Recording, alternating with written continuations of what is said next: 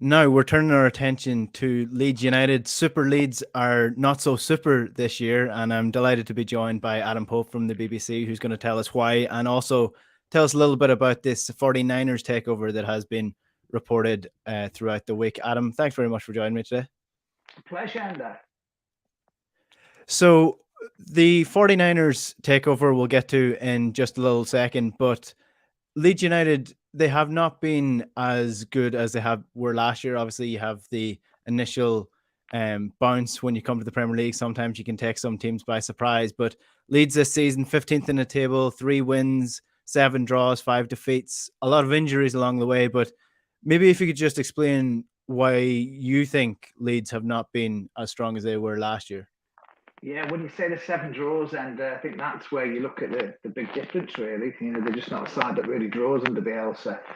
What I would say, the difference has been for me is that a lot of the players are performing at a high level last year. And I always look at, say, Stuart Dallas, who is, I'm not being funny, Under last year he was 9 out of 10, 9 out of 10 every week, no matter what position he played in. Not being able to quite hit the heights. You could throw Mateus Click in there as well. And if you centre it on the midfield, I think that's where the biggest issues have been in terms of former people not quite getting back to where they were. I think Stuart Dallas, we know, was very candid in saying that he'd lost somebody close to him before on the international breaks, and that definitely affected his play. He's coming back to the player that we know he was or is. Mateus has had COVID twice and has been really unfortunate in that respect. And then on top of that, and there's been what I'd say a lot more injuries than even Bielsa allows for, and he allows for 4 every match day.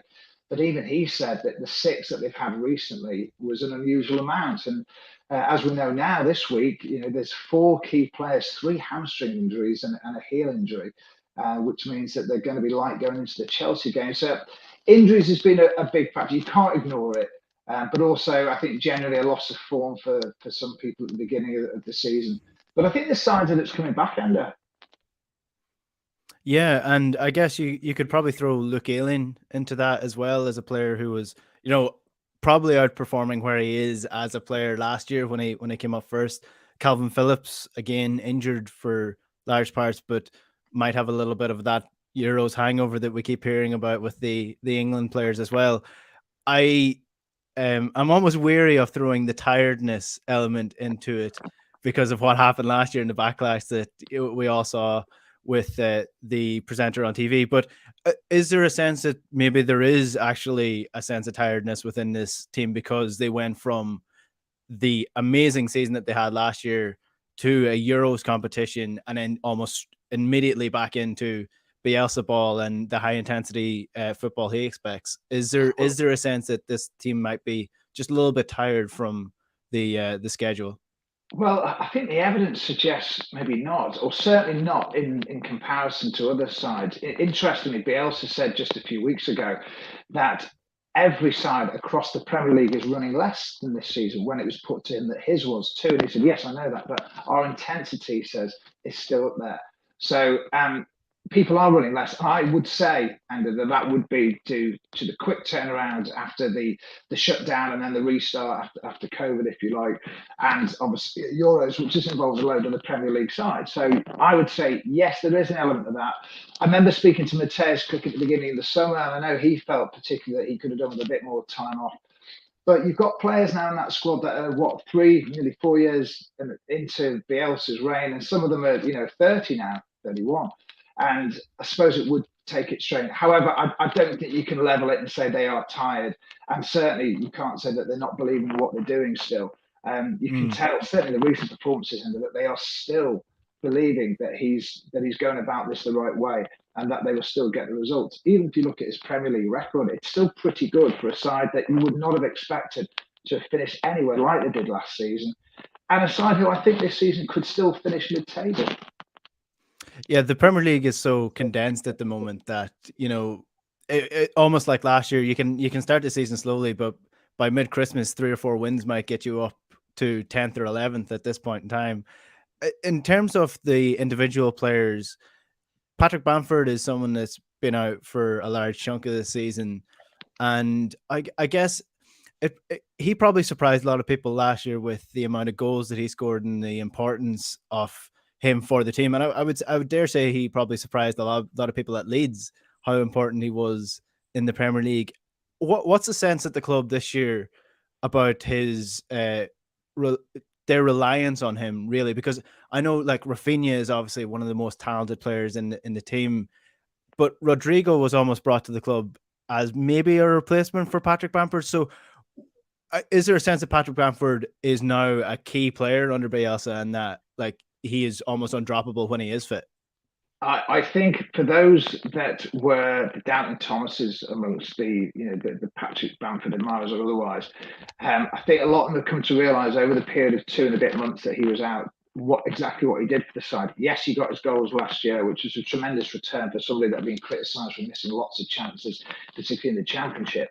But to come up with 17 goals last year, that was superb. So they knew that was a big factor. But also what he does, Enda, is the press, and he leads the press because it starts on the front. The whole idea of Bielsa ball is that you win and cause you win possession, you cause mistakes in the opposition high up the park and turn it over, and that has to start with Bielsa with Bamford, and nobody else does it quite the same. Tyler Roberts is getting into that mode a lot more now. He's 2 really good 90 minutes lately, but he sometimes plays at 10. They've even had Dan James up there playing at 10 too, and he'll run all day with Dan James. But in terms of being a natural fit for that position, Bamford's the one. And as I say, those who've doubted his role in the side, who haven't seen his contribution, have seen it because the ball hasn't stuck. When I looked down at the Brighton game, which was a really awful game, but they came away with a draw and nothing was sticking in dreadful conditions. I get that, but you really missed him that day. And obviously, he comes back and scores the goal at the weekend and gets injured again with a hamstring injury, along with Cooper and Phillips, which is a blow. And just having that instinct as well, and to put the ball in the back of the net, that was a big moment. You saw the relief on his face. So it has been a huge miss, and there's nobody quite like it. And you mentioned Rodrigo, Enda. Is he 9? Is he 10? This debate goes on. I think superbly talented player. Some people say waste of money. It's almost like the system isn't designed for him, if you like. But for me, quality will always shine, and he was really showing it, and then got injured. And he's injured again at the moment with a heel problem. I think over the season you'll see his value, but I think there's questions as to whether it's worth 29 million.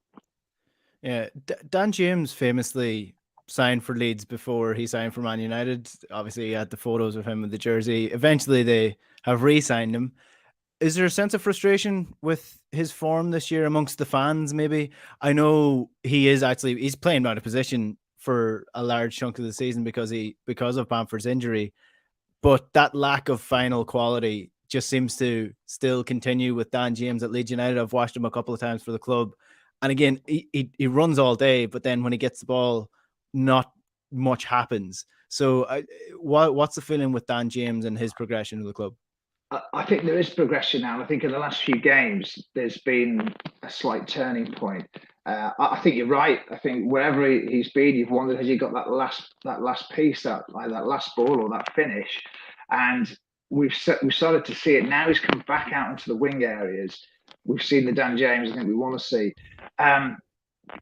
Your hope is that Bielsa can coach into him in the bits that others haven't managed to do. And I think the signs that that's happening, and to be quite honest, but I'm really happy to see him back out on the wing. Rafinha normally starts on the right. Dan James would normally start on the left. And at the moment, he definitely deserves his place ahead of Jack Harrison. Although with the injuries at the moment, you could see all three of them playing with Tyler Roberts, and that might see Dan James go up top again. But in the last couple of games, I'd say we've definitely seen the Dan James that we want to see. And there's more positives than the negatives of just seeing him sort of stabilize or sort of stand still or even go backwards by really when you think about it. Because you want to see more assists, and also his finishing hasn't been up to scratch, although he has got off the mark now, which is really important. But I'm confident that Bielsa is going to get the best out of him, and I think we're just starting to see it. And so patience, I think, has been rewarded with the fans there, and I think people can see there's a player that, although there have been a lot of people saying didn't need another winger, but he's here, and now he's being adapted into a couple of roles. So I think in typical Bielsa fashion, and you'll probably see that he'll serve a variety of purposes, and hopefully, the sum of the parts will will outshine what he came here as, maybe, which was probably what many people have just been out and out winger. Yeah, and I think Bielsa is one of these managers as well, sort of like Jurgen Klopp, where when he does sign a player, sometimes it might take 3 to 4 months for them to actually get up to speed with what he's trying to do, because it's such a specific game plan that he needs everybody doing a specific role.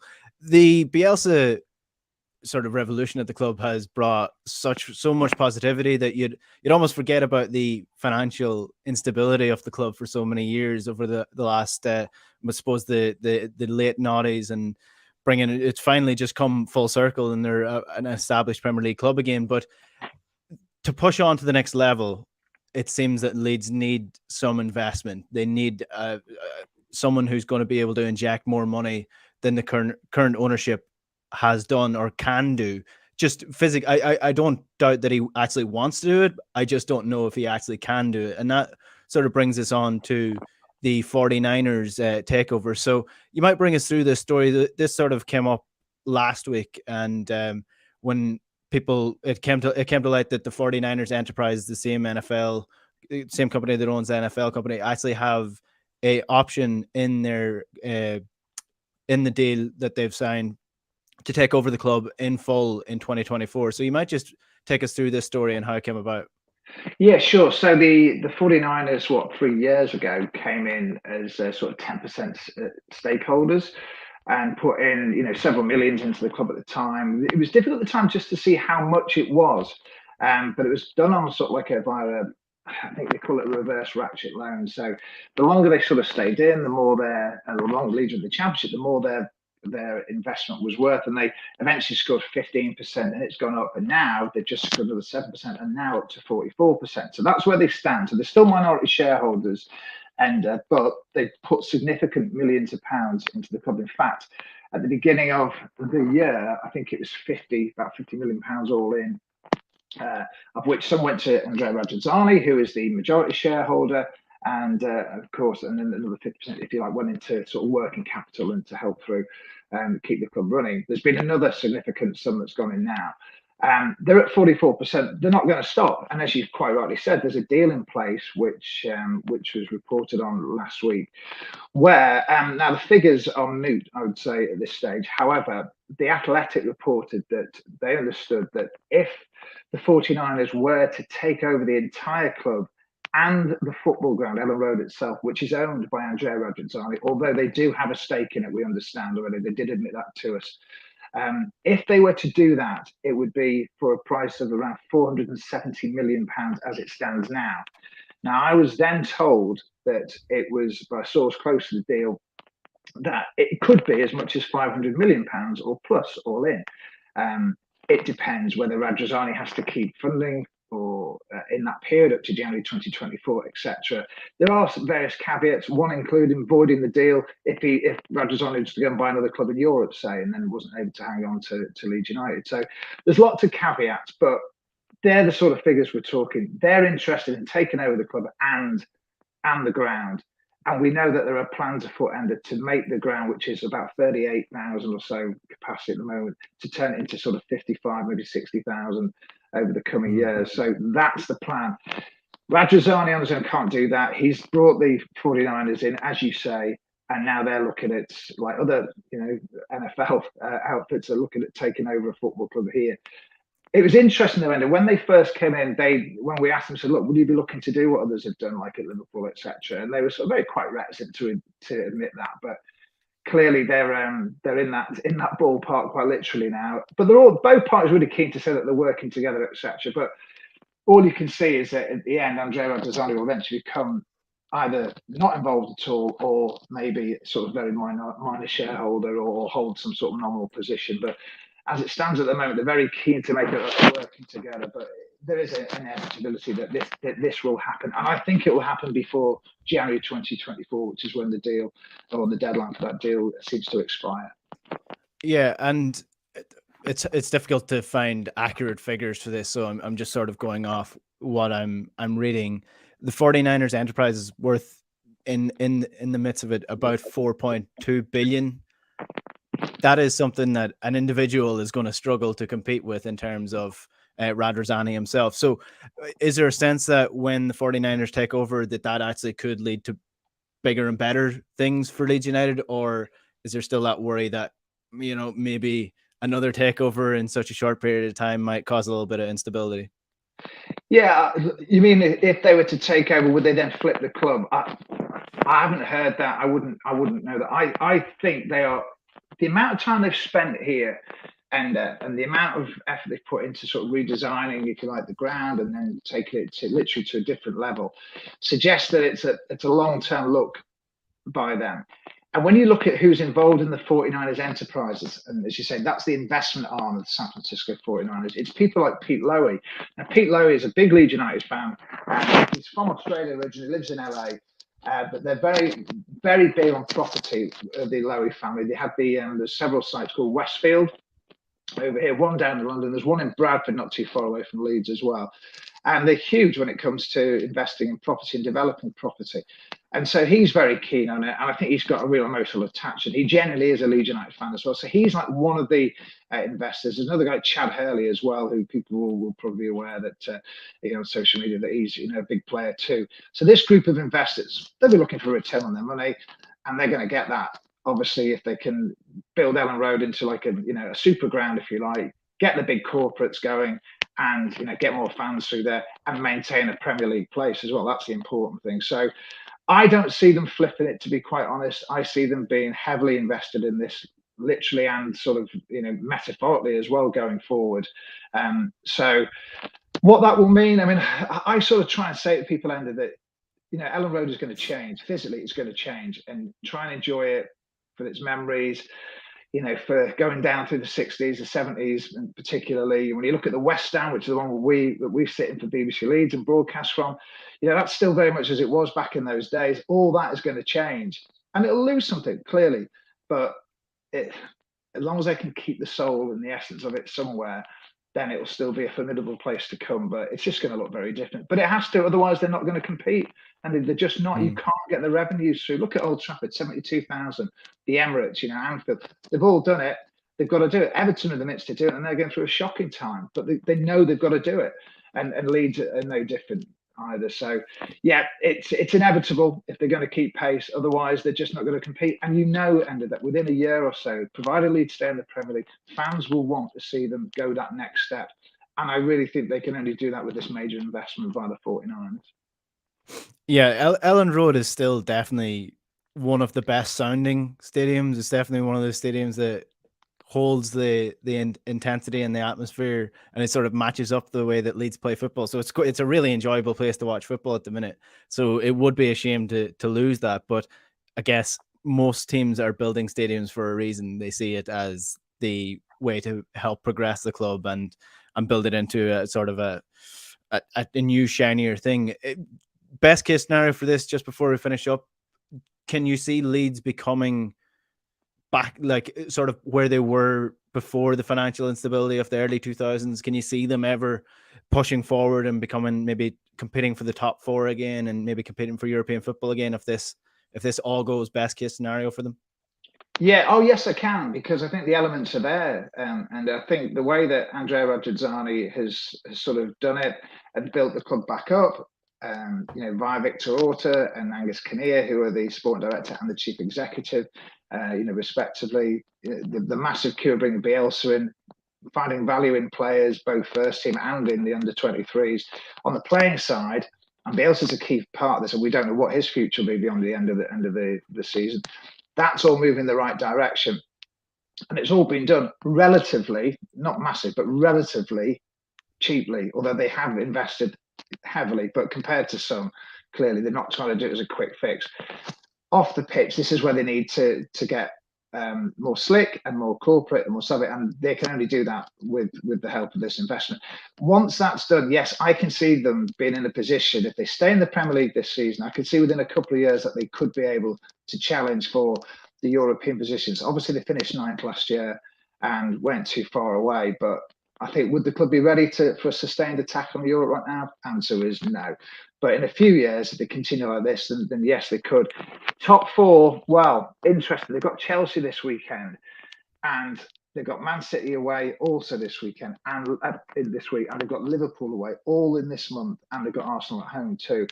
Last season, the Chelsea game, where even though they took the lead and they lost 3-1, it was the game where you thought, and it was about this time of year, you thought, wow, the level to the top four is so huge. And they've still got a long way to go to bridge that. And you have to say in the two that on this journey, they are going to have to sell one or two players. And you think, will Phillips be here this time next year? Will Rafinha be here this time next year? You know, the likelihood, no, there isn't, because at the moment, Leeds are that club where huge, but still at the moment, they have to generate revenue from players and in certain ways, I would say, because they'll still be looked at as the step before the next step. You know, before you go to Old Trafford, before you go to, well, hoping not Old Trafford in Leeds' case, before you go to Anfield and the Etihad and what have you, or elsewhere. So there's still an element of that at this stage. So realistically, if it keeps going like this, then I think within 3 to 5 years, I think they've got a great chance of being serious players in the Premier League. Yeah, well, we'll continue to follow the Leeds story closely here in Ireland. Obviously, there's a good affiliation with the club because of Johnny Giles. So we'll continue to follow it. Adam Pope from the BBC, thanks very much for that. Pleasure, Enda.